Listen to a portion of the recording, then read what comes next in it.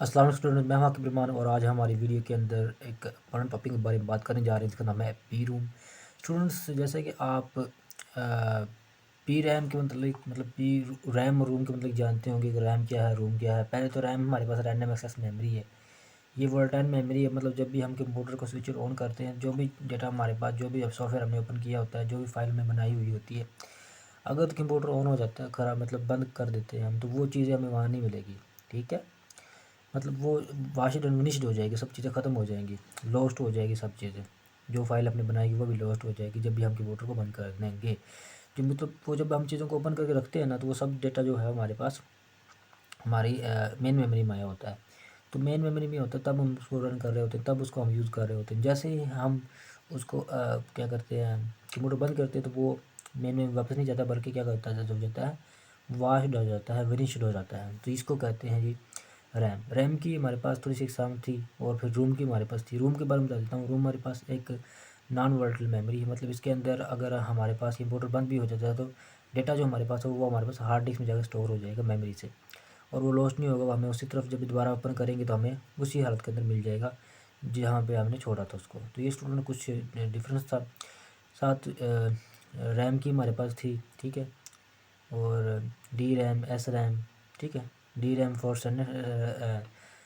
Static RAM, और sorry dynamic RAM, और S RAM for static RAM. इस तरह हमारे पास रूम आ जाता था। तो रूम के अंदर हमारे पास रीड ओनली मेमोरी, तो इसके अंदर पी रूम था, प्रोग्रामेबल रीड ओनली मेमोरी।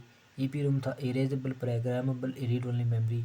और एक था यू पी ई रैम, मतलब अल्ट्रा वायलेट रेज को यूज़ करते हुए हम प्रोग्राम भी कर सकते हैं, उसको रेज भी कर सकते हैं डेटा को।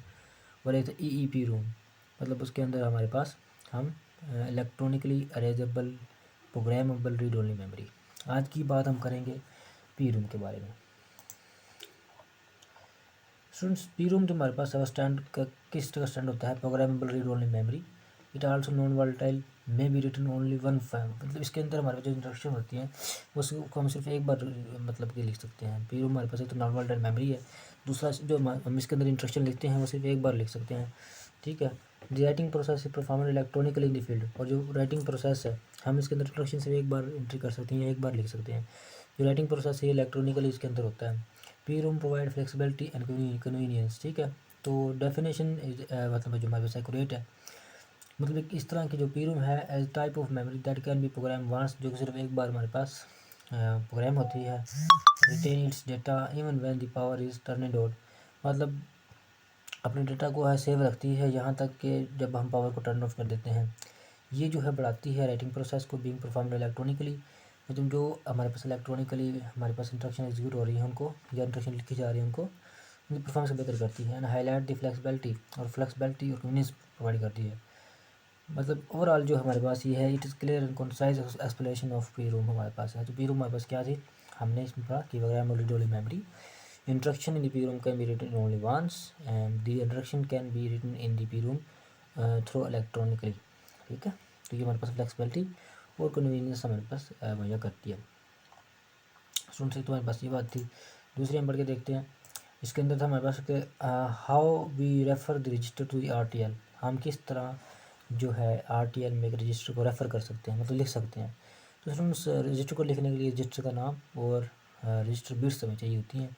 तो हमें रजिस्टर नेम लिखना है और रजिस्टर बिट्स लिखनी है। फॉर एग्जांपल हमारे पास जैसे कि हमारे पास इंस्ट्रक्शन रजिस्टर हमने वो यूज़ कर लिया आई आर, साथ हमने एक ऐसे वाली ग्रेटर देन और इक्वल टू मतलब सिंबल्स यूज़ करने हैं। उसके अंदर हमने अपने रजिस्टर की लेंथ लिख देनी है, कितने बिट क्या है। 31 जीरो से लेकर 31 तक हो सकती है उसकी बिट, ठीक है। तो ये बात याद रखिएगा। इसके बाद हमारे पास मॉडम है कि व्हाट इज़ यूज़ मॉडम। तो मॉडम का आपको पता ही है कि वो इंटरकनेक्शन होता है, मतलब कंप्यूटर को जोड़ने के लिए, इंटरकनेक्ट करने के लिए।